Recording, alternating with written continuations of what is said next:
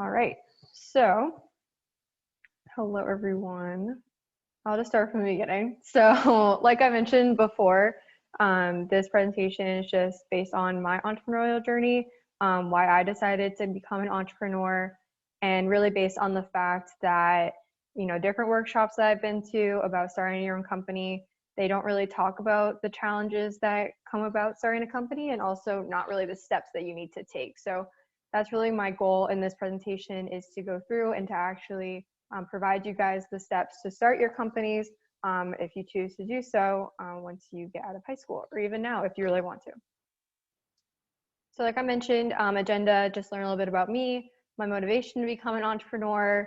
You'll be able to meet my company, how I became an entrepreneur, and then how you can get started as well. And like I mentioned, if you guys have any questions, feel free to let me know at any point during the session. And then also at the end, I'll have a questions time. So who am I? So my name is Melissa Gallagher. I am a current sophomore at Bentley University. I'm studying corporate finance and accounting with a minor in management. I am involved in the honors program, women's leadership program, and I just recently started pledging to join the Alpha Kappa Psi professional business fraternity. So definitely when you guys get to college, if you want something that's similar to DECA and to continue professional development, I highly recommend joining a professional business fraternity. And then I graduated from Bedford High School in 2019. And then in high school, I was really involved with DECA. I was a state officer for 2 years, and I was also a chapter officer for 3 years. And I was a 3-time marketing communications competitor, and I went to internationals for 3 years. And then most recently, I'm the founder of Granite State Tutors. So I started this company back in August, really just as a response to the COVID-19 pandemic and the effects that it's had on students' education. Especially, I knew how hard it was at the college level. I couldn't imagine how it was at the high school, middle school, and even elementary school level to have to go fully remote. I also own another company. It's called The Everything Outlet. It is an Amazon company. My dad and I run it together. So I'll just kind of compare and contrast as we go along on the differences between the two and just how I set up each a bit differently. But Granite State Tutors is my main company that I work with. So over here with all the pictures, so this is my company photo. We had a nice little photo shoot for the website. That was a lot of fun. This is me and Zach Pickens. He was one of the state officers on Team 61. This is Team 61, my state officer team when we went to Anaheim, which was awesome. And then that is me at Bentley for our admitted students day. So first, what motivated me to become an entrepreneur? Definitely a lot went into it, but first would be my dad owns his own company. So he started it back in the 90s, and I just grew up around it, saw all the challenges he had to face, and really entrepreneurship is just in my blood. My first memory of wanting to own a company was in 5th grade. For some reason, I had this obsession over owning a marina where they sell boats and stuff. And I literally had one weekend where I just made plans and I drew out how I wanted to set up my company, what I was going to do. And I was only in the 5th grade, and I basically had the blueprints to an entire company that I wanted to run. So that just kind of set the stage. And since then, I've had hundreds of different business ideas. I just haven't had the chance to act on them yet, but I'm excited to start doing that. So also a big thing, I have a pretty flexible schedule just because I am in college. So I only have classes a few times a day, but I am involved in a lot of other things like organizations and different clubs. But definitely with a flexible schedule, that's something that a lot of people find really attractive about becoming an entrepreneur, because they think oh, I can show up to work at 10 o'clock every morning and leave at 3 and not have to worry about anything. That's definitely not the case, especially in the beginning stages. When you first start a company, you're no longer clocking in 40 hours a week. You're clocking in over 100 hours because, your mind never turns off. It's just you're constantly thinking about the company. And there will be times where I'll get an email at 11 o'clock at night, and I will respond right away because I don't want to miss the opportunity to get a new client. So it's just you're constantly working, and you're never able to clock out. You can never just leave the company. The company is literally a part of you.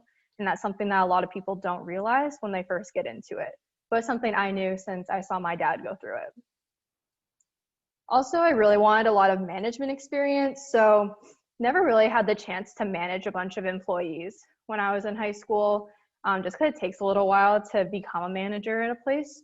But this gave me the opportunity to have like so much experience just with every aspect of business. You know, I'm like the HR person, the marketing person, the accountant, like I do everything. I'm the salesperson. So it's just been an amazing experience in just learning how to be a boss to people, learning how to be a good role model, and then also just like a good example. Like I mentioned, it's an amazing learning opportunity. I have learned so much starting Granite State Tutors, probably more than I have learned in school, like at all, just because I had to learn it myself. No one was there to teach me everything. I had to research it and I had to figure it out myself, and I had to go figure out the answer. So that is a little bit about that. And then lastly, I'm a very future-oriented person. I'm constantly looking to the future. So it's so exciting to me to think about like the possibilities of the future. And that's what makes me so excited about being an entrepreneur, because I love to think about what the company is going to look like days, weeks, months, years from now. But something I tell people, because people will tell me like, oh, like that's so cool, you own your own company. Like I want to do that. My little like disclaimer to people is to make sure you're becoming an entrepreneur for the right reasons.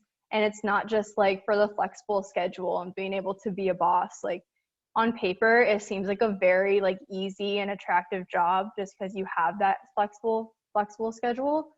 But really it's a lot of work. It's not for everyone. It really does make or break you. But just make sure you go in with good intentions, because if you're going in with good intentions, you're going to be absolutely fine. So meet my company. This is Granite State Tutors. So here I have like a few of my employees. Currently I have 8 active employees. This is Megan. She's my assistant manager. I promoted her back in I think like October, and I started the company in August. This is Sarah. She joined me in November. Same thing with Grace. And this is Olivia. She's been with me since the beginning. Same thing with Megan. So they've been with me through the whole thing. So what we do is we basically just tutor students K through 12 and through college. So we have 4 main company divisions, first of which is K through 12 tutoring. Then we have college tutoring, mostly just Bentley.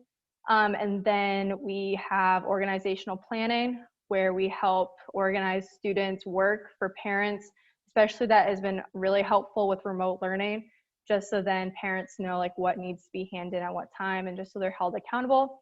And then the last division we're starting next week, which I'm really excited about, is homework help hours, where it's going to be kind of like a teacher's extra help session or like a professor's office hours, where it's going to be 2 hours after school every day. A student can pay a fixed rate to be let into the Zoom, and they can ask a tutor like any questions that they have, so they don't have to commit to a full tutoring session.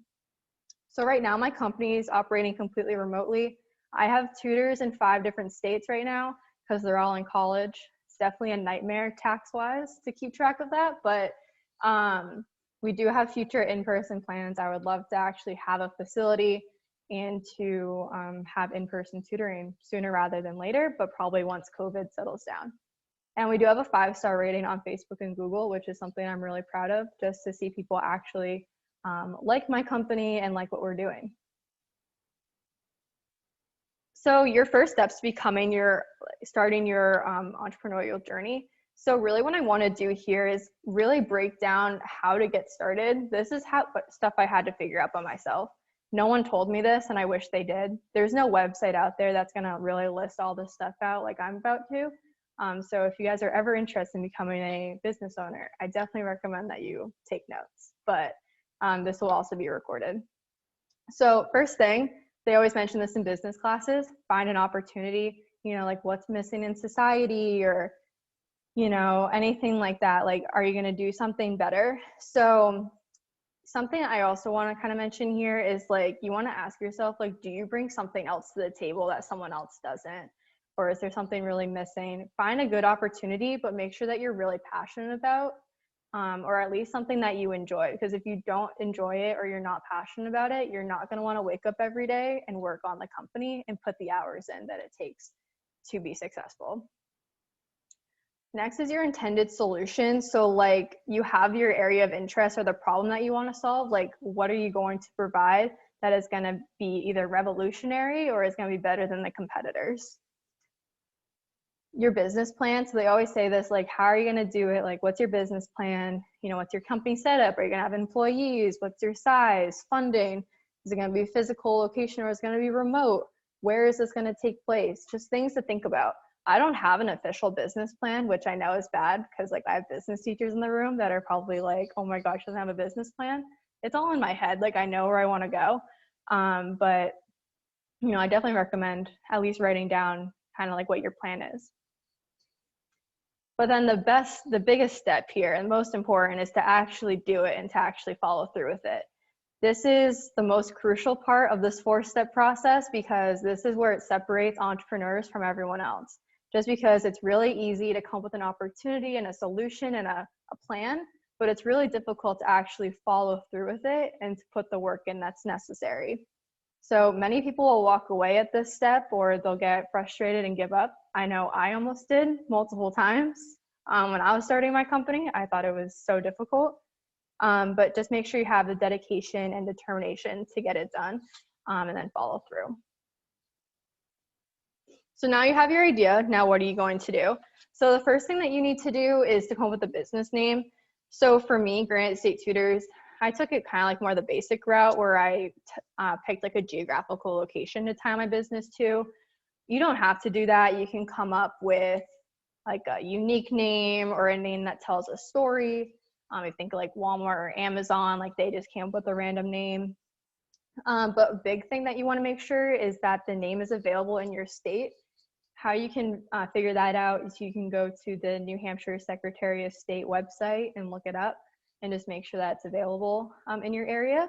And then also a good idea is to make sure the domain is available too. So whatever the name is, .com, .net, anything like that.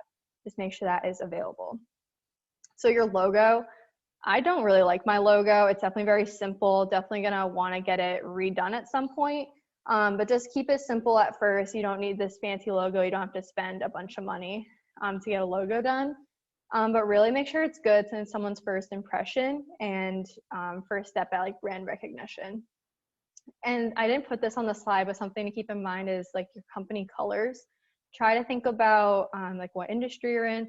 Like I picked green because education is typically related to the color green. If you think of like business, I always think of business as blue. It's probably why DECA picked blue as their logo. So just things like that, something to keep in mind. And there's plenty of websites out there that will let you know what color you should pick. So the next thing is your business formation. So how are you going to actually set up this company? So the two like probably most popular ones, at least for when you're just starting, is sole proprietorship or LLC. So like I mentioned, I have another company, the Everything Outlet. That's a sole proprietorship. So it is directly tied to me. So we're the same entity basically. It's just a trade name. That's what the Everything Outlet is. It's a trade name, but it's under me. I don't necessarily recommend it. It is a little bit risky. But once you start like introducing employees and you're making a lot of money, then you should take the next step and do a LLC, a limited liability company, which is what Granite State Tutors is. That just allows for a bit more protection for the owners, and it becomes a completely separate entity. So once you figure out what formation you want, then you're going to register with the New Hampshire Secretary of State. You just go right on their website. It's like $100.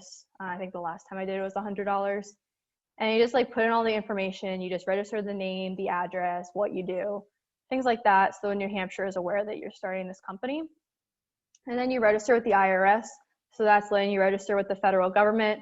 They'll get you an employer identification number, which is basically like your company social security number. And then you're basically all set up and ready to go.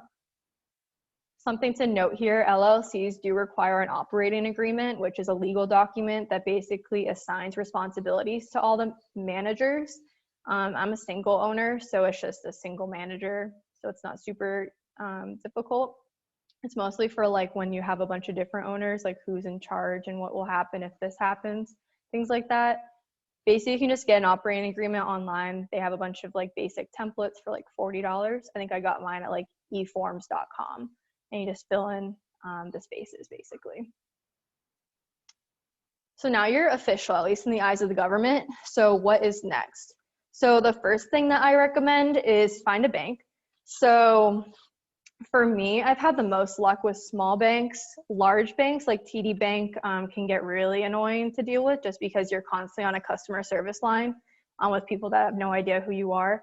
So I recommend finding a small bank because you'll get better service. They actually know who you are. And if anything happens like with your accounts, then they'll be a little bit more understanding since you have that relationship with them. And then you'll set up the bank account. So you're gonna need all of like that federal and state information for this. That's why this comes after. I recommend different accounts for different functions. So have like a checking and a savings account, but also since, especially for like Granite State Tutors, I'm paying out payroll, I am paying insurance, things like that. So I have a separate checking account that I let all of those like companies have access to, because something you really wanna kind of get in the routine of doing is making sure that not everyone has access to like all of your money. You want to separate it out so then they can't just take money, or if something happens you don't realize it because so many transactions are going on. So I recommend having a separate account where you can just transfer money when you need to, when you receive an invoice. And then you'll set up an accounting software. So I just do QuickBooks Online. It's like a $10 subscription, pretty simple. And most softwares will integrate with it. So it's super easy. If you have employees, find a payroll service. Definitely worth the fees that they charge because they deal with paying your employees, all the taxes, everything like that. For me, you have to like pick how often you want to pay your employees. I pay them bi-weekly, so it just saves a little bit of money. But definitely find a payroll service. There's like Paycheck and Trivantis nearby. And then find a bookkeeping or an accounting service. That will help so much with tax season. Just make sure that you're following all of the rules and regulations so you don't get fined or in trouble. So if you want to add to the fun, hire employees. So it definitely adds a bit of complexity to the company, just because now you're dealing with like labor laws and all these different regulations. So first thing, I just created an online application, like a Google form. I'll filter the applicants as they come in. With that, like I'll ask like basic information about them, their education experience, work experience. Ask for their resume. I ask for their transcripts since like they're tutoring. I just want to make sure they know the subject area, any certifications that they have. And I'll also ask like a few screening questions. So for tutors, I'll ask like, why do you want to be a tutor? Do you have any experience being a tutor? But I was hiring a marketing intern. So I asked a bit more questions like, do you have experience with these softwares? What typical strategy do you take? Things like that. Just so then I can filter out applicants and see how much experience they really have. Then you want to interview them. So I do all my interviews on Zoom because of everything going on. What I do is I have like the same questions that I ask every candidate, and just to keep everything really consistent. So I'll keep a template and I'll just take notes as I'm interviewing them. And then when I like offer them the position, I'll just save it to my computer if I ever want to go back to it. And then you want to gather all necessary paperwork. This is definitely something that they don't really bring up to you. If you ever got a new job, they'll have you like fill all this paperwork themselves. So what you want to get is the W-4 and the I-9, which is federally required. Your payroll company will give you like an information form and then any like identification. So you'll ask for like 2 forms of ID. And then get each employee set up. And then you can find like a system to track scheduling or like employee hours. So now it's time to get the word out now that everything is set up. So this is my favorite part, the marketing part. But unfortunately, I don't really have that much time to be spending on marketing, which is really unfortunate. But first thing, you want to buy a domain. So just keep it simple and relevant. Try to stick to .com so it's actually visible. .net really isn't that worth it unless you really need it. Design a website. So I first started with WordPress. WordPress is pretty restrictive though, so I changed over to Wix. Wix is super customizable. Takes a little bit of getting used to, but definitely do that. Social media really depends on the target market, which ones you're going to have. Facebook is going to be like the older people. Instagram is going to be for the younger crowd. Don't really recommend Snapchat. It's really just going to be up to what you're doing. But I highly recommend also promoting in Facebook groups. We've had a lot of success with doing that. And then Google, so just making sure you're actually showing up in search engines. When someone searches like tutoring, I want to make sure that I'm showing up at the top, so then people will click on my website. And then most importantly, track where leads come from. So for me, what's really interesting with Wix is I download their app on my phone and I actually get notified every time someone goes on my website, and I have a chat function so I can actually message them to see if they have any questions or anything like that. Just increase that communication with potential clients. So once the setup is done, what do I do now? So first, just like day-to-day operations, create a schedule for yourself, especially if you're still in school.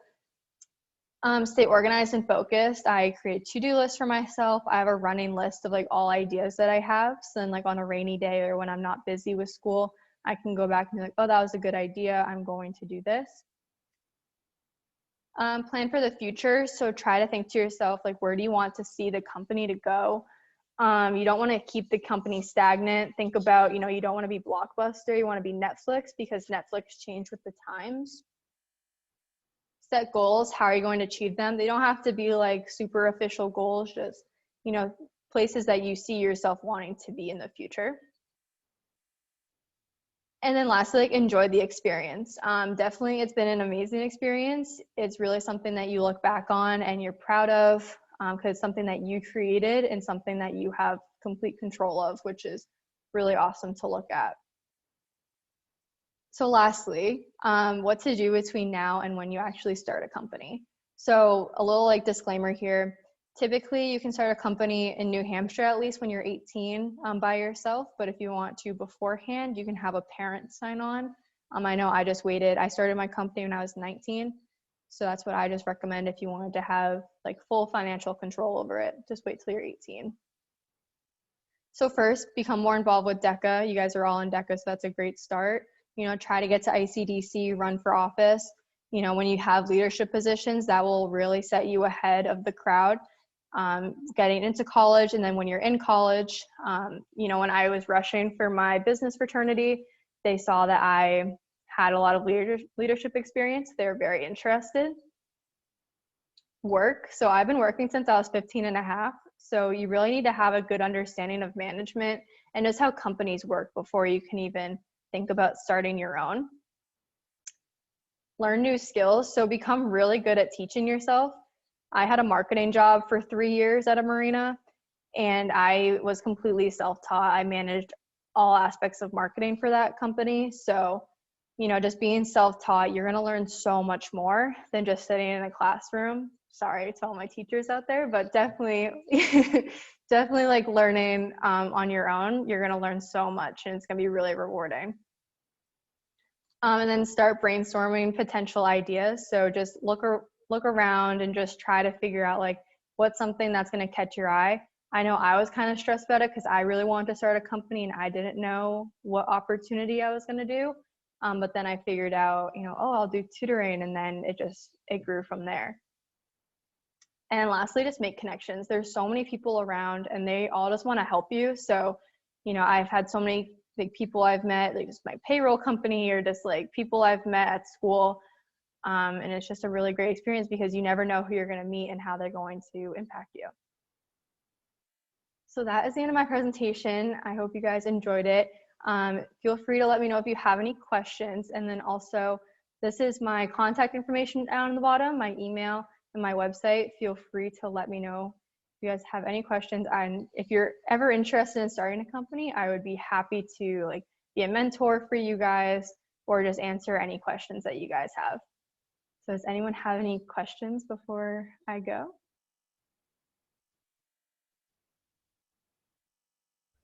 I have a quick one. Yeah. In regards to the marketing communications event, do you have any tips?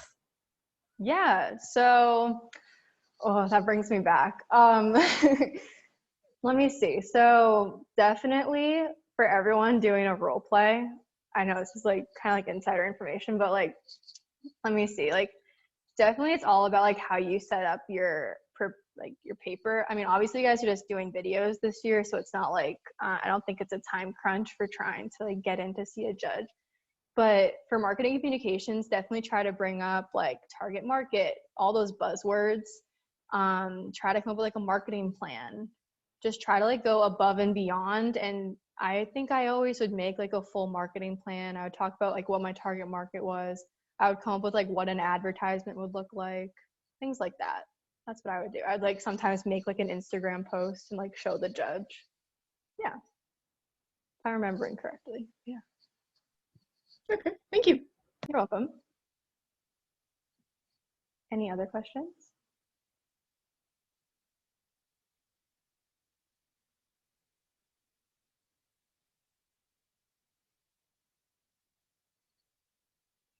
Okay, now you're good. Hi, what's like one thing that you didn't know would be very helpful in business? Like, was there one like class you took maybe or something like that that was like very helpful to your business? Yeah, definitely like I took a lot of like business classes in high school. That really helped. I did marketing too with Mrs. Lozeski in the school store, and I actually did my senior project in the school store. So I like ran the school store kind of like a mock, like running my own business, which I thought was really helpful. And then getting like DECA definitely helped me a lot. Just, you know, being able to think on my feet, do interviews really well. But really like starting the company, probably what helped me the most was just like researching on my own, just because not many classes, especially like at Bentley or really in general, go like this in depth on like, okay, like how do you actually start it? But yeah, it's just, I think like researching and then just meeting new people and they'll help you along the way. Cool, thanks. You're welcome. I have Any a other question. Yeah. So, all right, so I have some insider information. So I want to know, so let's go back to the beginning. So I know you had an interest in being a tutor. So you put out a message onto a Facebook group, onto a mom's group, hey, fill out this form if you're interested in tutoring. Yes. And then obviously you probably got a huge demand. So like, how did you get from that point to saying, hey, I'm going to tutor because there's a demand, to, hey, I'm going to start this business? So what happened that? Yes, so definitely like that's what happened. So back in August, like going into the school year, it kind of like dawned on me like, oh, like there's probably going to be a huge like demand for tutoring. I was going to be tutoring for Bentley because I was going to be a paid tutor for them. And then I was like, you know what, like I want to do that, but like I also want to tutor like high schoolers or like middle schoolers. And then I started getting like a lot of like interest, and I was like, this is a business idea. Like what I'm doing, like there's no one really else doing this right now, at least on the scale that I want it to be at. So then I really like shifted what I was doing from me personally tutoring, and I was like, no, like I want to have employees to tutor and I want to like manage the whole operation. So then I ended up not even tutoring for Bentley. I told them never mind, and I went off and I started tutoring Bentley students on my own. And then I just had tutors tutoring like from all over the state. I had people from like University of Tampa. We were tutoring in chemistry. We had people all over New Hampshire, different states. So yeah, it's just, I completely shifted. My parents thought I was crazy, but I was like, no, I'm going to do it. I'm going to do it. You can't say no. So I just set my mind to it, and I set the company up in like 2 weeks. So yeah. Yes. I don't want to dominate the questions, but I have another one. Okay. How did you decide what to price your tutoring services at, and how did you decide how much to pay people? Yeah. Okay. So my tutoring sessions, it is $30 for 30 minutes, $45 for an hour, and $60 for an hour and a half. I wanted to be a little bit under what other tutoring agencies were charging, just because like obviously all of my tutors are students, so it's not like they're educators. But also I just want to like gain interest. So, you know, $45 for an hour really isn't that bad. I like switched around a few times. I was like running sales and trying to see if that was going to generate any income, but I just stuck with these numbers because it seemed reasonable to me and my employees. And yeah, I like would ask people like, does this seem reasonable to you? Just like getting their opinion, and they thought it was. Probably could go up a little bit, but I'm happy with where they are right now. And just trying to figure out like how to pay my tutors. I do pay my tutors a lot more than most tutors will receive. I also pay them for like preparation time. That's what like a lot of tutoring companies don't as well. They'll just like pay them for how much time they're working, but I add an extra since I know how much work it is to actually prepare a good lesson. So yeah, just like making sure I have like a good profit margin, but making sure my employees are taken care of. So yeah.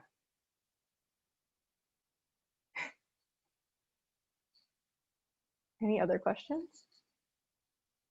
I have a question. Yeah. I don't know if you previously said this, I came in a little late, but No worries. is there anything you wish you knew before you started that you found out after you started, like to let us know? Like a lot. It was definitely like, not like a rude awakening, but it's just like a lot of things that you don't realize until you're actually doing it. Probably like the biggest thing is like all of like the different rules there are with like the government and taxes. And then like like I mentioned, I have tutors in 5 different states, but then I didn't realize that by doing that, I have to pay unemployment tax in every single one of those states, and it's turned into an absolute nightmare. So it's just like things that you realize like going along. Like working with employees too is definitely something that I'm not used to.